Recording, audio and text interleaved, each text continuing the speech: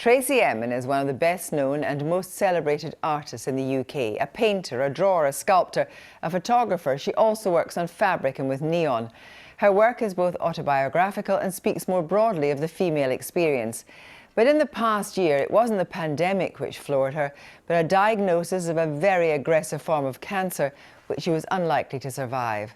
The diagnosis came as she was in the final stages of preparing an exhibition from the Royal Academy in London of her work, alongside that of her hero, the Norwegian painter Edvard Munch, who died in 1944. It was a hugely important moment in her artistic life. But no sooner had the exhibition opened at the RA in December than it was shut because of the lockdown. Now it's to be extended, reopening in May until August. I met Tracey Emin at the gallery and asked her how she felt to be back. Well, I think, without sounding overdramatic, when we first hung the show, I didn't know whether I was how long I was I didn't know if I was gonna live, basically. That's what I'm trying to say. So it's really fantastic that so many months later, not only is the show gonna reopen, but I'm seeing it, I'm here, and I'm well again, and everything's gonna be okay. I can't imagine what that must have been like. Just got on with it. It was quite exciting, actually, because it really, really mattered to me. It mattered so much. And I was quite heartbroken when it was only open for 9 days and then had to close because of COVID. And my usual nature would be to make a really big fuss about that, but I couldn't, because all the time I kept thinking, well, at least I saw the show. I didn't expect to, so this is really good, and I mustn't be too greedy here.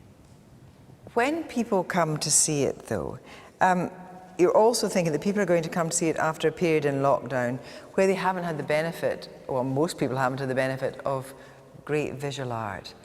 And what do you think that would do to people to come into a place like this? This is why the government might have made a big mistake when it comes to museums and galleries and art, and the fact that museums have been put in the same category as nightclubs seems absolutely ridiculous. You know, they're put under leisure and pleasure and leisure time or whatever, and it isn't. It's educational, it's soulful, and I just think it would have been amazing. Why do you think that you would allow nightclubs and not an art gallery? I mean, what does that say something about culture? I have a really good idea why. I think it's because the majority of the government at the moment have never probably been to museums or art galleries. That's my only thing I can think of. If they had, and if they knew the soulful benefits of looking at art, they would have kept them open or found some system to make it work. You said we need Munch's charged up energy more than ever before. How do you think that translates into people's experience, or what will translate into people's experience of being in these rooms? Well, I think a lot of people just always think about Munch as in terms of the Scream and, you know, Three Girls on a Bridge, the Madonna, like the great, you know, the Munch greats, the classics, and especially the Scream. I mean, everybody knows what that is. But here, the works are much more soulful and mournful, and it's about women as well, and about emotions that women go through. So the focus isn't so much on Munch, the focus is on Munch's feelings and reactions towards women. But as an artist at that time, that really wasn't the usual thing for male artists. No, and what's fantastic about Munch was he was on the women's side. He was painting from the perspective of how the woman would have felt, how she would have perceived things. He wasn't on the man's side, he was definitely on the woman's side. But when you walk around this exhibition, for me, the difference between Munch's women and your women, in a sense that I see his women as being more tragic, where I see your women as being more resilient and defiant. I've been in tragic situations a lot of my life. Different things have happened to me and occurred, and it's been a constant theme in my work, whether or not it's abortion or child abuse or teenage sex or whatever. I've constantly made this the subject of my work over the last 40 years, and I've actually been derided for doing that and put down and not respected and not taken seriously by a lot of people. But that is all changing now. And what's very interesting about Munch, 30 years ago or 25 years ago, Munch wouldn't have been taken seriously. He was like, the scream was like a joke, a cartoon joke. And now, I think because people are much more emotionally aware and critically aware of especially situations that women get in, they're much more respectful towards the work and have a higher understanding of it. When you were preparing for this show, were you fully aware of the trauma you were going to go through, or not aware at all? I had no idea that there was a possibility that I was never going to see this show. I mean, the whole prospect, when I was diagnosed with the cancer in the summer, quite bad cancer as well, there was a really big possibility that I wouldn't have made it till Christmas.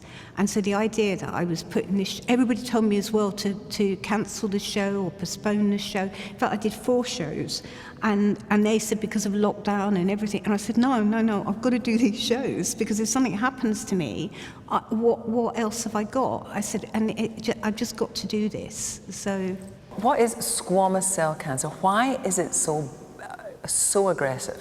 It's faster than the chemotherapy. So basically, that's why my operation, I had everything removed that could possibly touch my bladder. What did you have removed then? I had my bladder removed, I had a full hysterectomy, I had my urethra removed, I had my lymph nodes removed, I had half of my vagina removed, and I also had part of my intestine removed and made into a stoma, because I have a bag now, a urostomy bag. And it is a major disability because, I don't know if I should talk about this on telly, but you have to empty the bag about every 20 minutes, maybe, sometimes. You never know when it's going to happen. For someone whose body has very much been part of their work, what do you think about your body now? Do you have a new respect for its resilience? Well, I'm tough.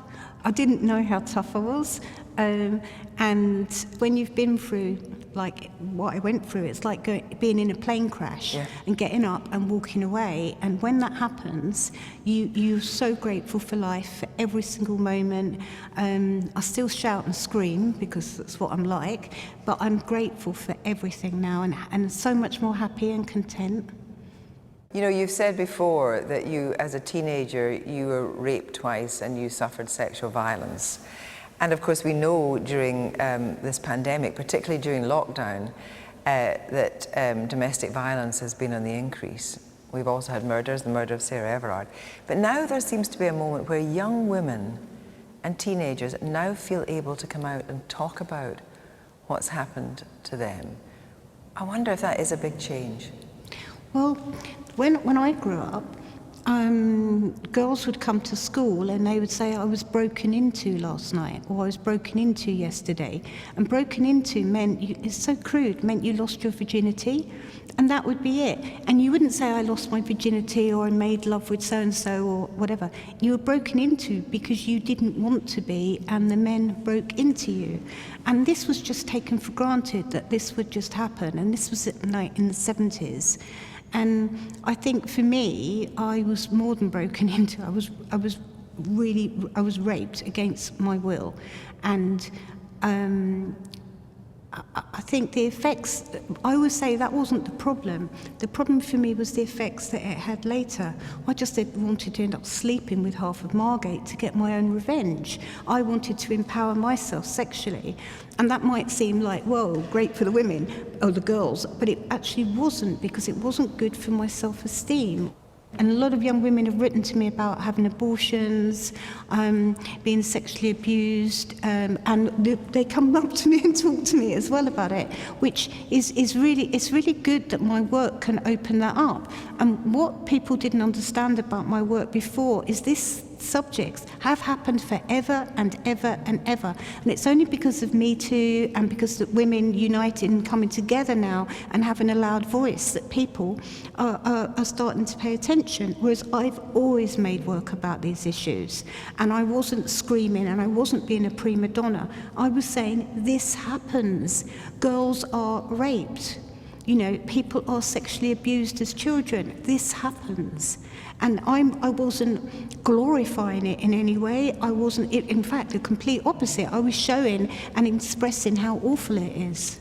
And what about your own work just now? Where are you with that? Well, with my own work just now, I am trying to be calm because I haven't been able to do any for since July, really, or June, because my paintings are really big, and like for quite a few months I couldn't walk. I was in bed for a few months, about 3 months, and then I couldn't walk properly or lift anything for about 2 months. And it's only now that I've started to get my strength back and feel more robust. And where's the cancer now?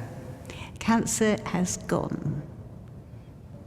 Because I had so much taken away, it couldn't actually latch onto anything else. So I just had my last week I had my 3 monthly scans and check-up, and they were all clear. So the next one will be a year, and that's a big, big milestone. So I'm not painting because I'm using my willpower to stay alive. That's what I'm doing. And what are you going to put your energy into for the next 30 years? Painting, definitely. Painting, being happy, smiling more, and just enjoying life, I think, because I'd never realised how much I wanted to live until I thought I was going to die. Tracey Emin, thank you very much. Cool.